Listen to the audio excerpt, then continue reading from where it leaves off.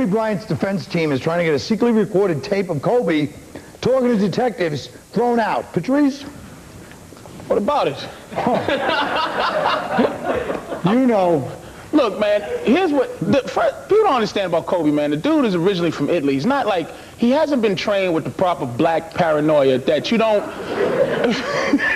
you don't have general sex discussions with any white boy who says, hey, how was it? It was a setup. He was sitting there bragging. If you didn't hear the tape or know about the tape, he was bragging about how big his Jimmy was and how the white girl was screaming, how she probably bruised. He was talking in frank, general conversation about the rape case, but he didn't rape her. Do you understand what I'm saying? That's what he felt. He was talking to cops.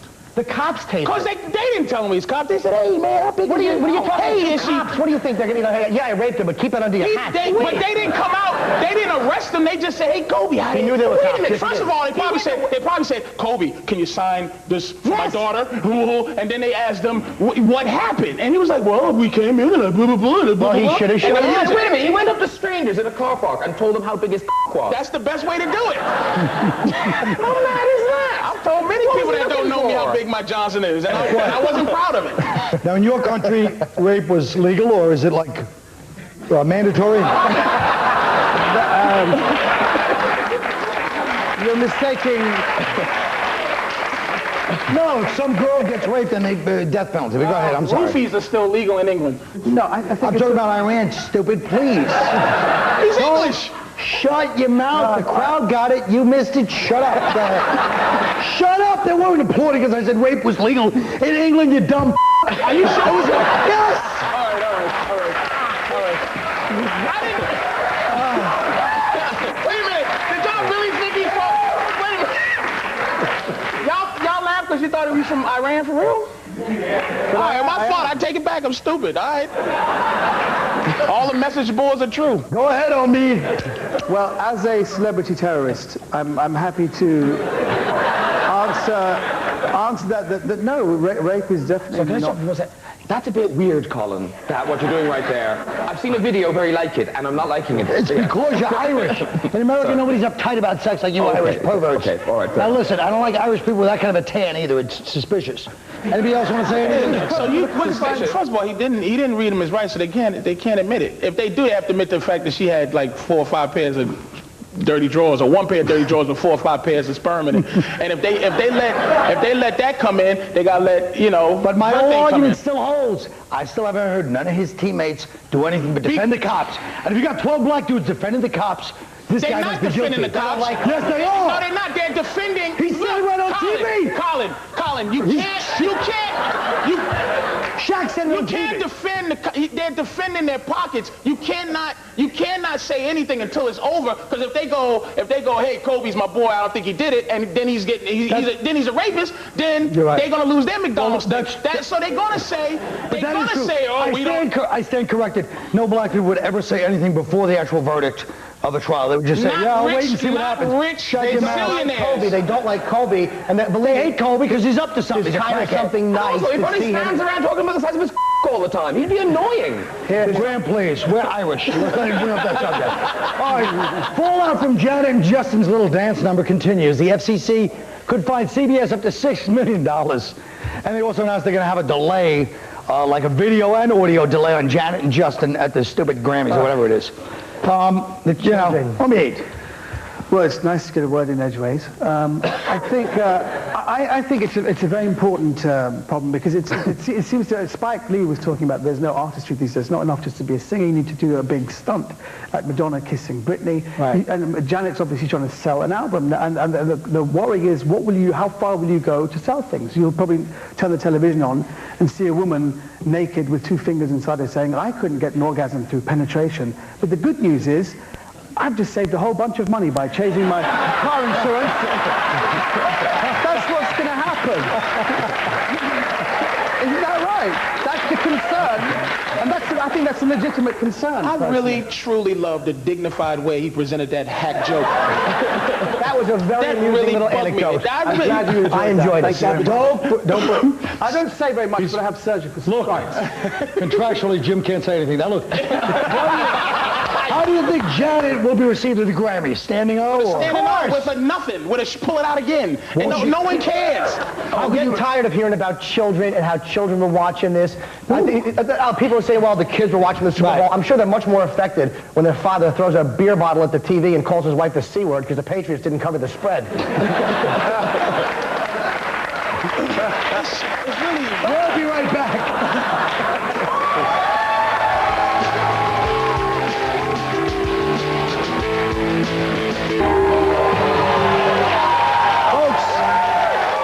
Folks, please. Now listen, let me explain something to you about America that you may or may not know. It's not supposed to be this messed up by this point. With our natural resources, our geography, our philosophical politics, by now we're supposed to be on automatic pilot in this stupid country. But because of chiseling and idiocy, we have not achieved that. And that's what I'm planning to run on. Because first, I'll have the old self-righteous tax, I call it. If you want to say something bad about or good about, if you're Rush Limbaugh or Michael Moore, fine, you're allowed to have your opinion, but it's not free speech. If you turn out to be wrong and you affected everyone's morale, you got to pay all your money except for $600. Now, that's the way it is. Now, point two, we got all these corporate scandals. If you're a head of a corporation, you take everyone's pension and stuff, either you get killed, death penalty, or you go to space, because we need people in space, and then we can do it, but they'll be helping. They can do experiments on them and also be like decoys in cases like aliens trying to shoot us. Now, the other thing is profit sharing. If you're a soldier in Iraq, Afghanistan, you're helping the oil companies. You're their top salesman, and also Hollywood, even though they don't like to hear that. Hollywood, because if you want to sell our awful culture over there, you got to pay these soldiers. They're really doing the dirty work for Hollywood and the oil companies. Break them off in peace. That's the policy. Now look, here's my other point, right? Hey, if you're taking a gun, you're taking a bullet for a company, you know, you're obviously a loyal employee. Now look, everyone always complains old people can't afford the prescription drugs. Save prescription drugs for young people. If you're old, you don't want those stupid weak-ass drugs from drug companies. So what we do is we take countries that we're now at war with that are going to love us, like Afghanistan, Colombia, Bolivia, Peru. They've got great, hardcore drugs. When I'm old, but wait, when I'm an old person, I don't want some stupid I want to have some drugs I can just kind of float into the next world on. So, you know what I mean? This will solve two problems. We'll do it cheap, and old people have drugs. I won't be thinking about some other stupid arthritis, you know? Now, another frustrating thing, you look at the Kobe case, you look at Dennis Kozlowski or Dick Cheney, you never know if they're telling the truth or not. And you suspect something. Everybody that's involved in anything political or otherwise that's an important case goes on Maury Povich, because he has people telling the truth, you know? No, but he does the lie detector. He's like a master at it by now. In the case of Halliburton, I told you Maury he was going to be, you know. Now, there's a lot of unemployment in the world. Whoa, oh, there's no jobs. Guess what? Rats are all over the world. They're moving in on us. Nobody wants to talk about it. There's rats all over the place. You get people $35 an hour to kill rats, and the World Bank pays for it because it's a global problem. You know what I mean? So kill a bunch of rat killers. The other thing is our culture, all the world's culture is focused on negative, who shot who. Now we start glamorizing the good people, not the rich Hollywood. Page 6 will only be with like philanthropists, nurses. We start gossiping about that because we still have that bad instinct, but we use it for good people. This way, if you see like Mother Teresa, was she involved with this one and that one, and then they become the famous ones for the little kids, and you put posters on the wall of people that do good deeds, and then they're like sexy and celebrity, and everybody wants to be like them.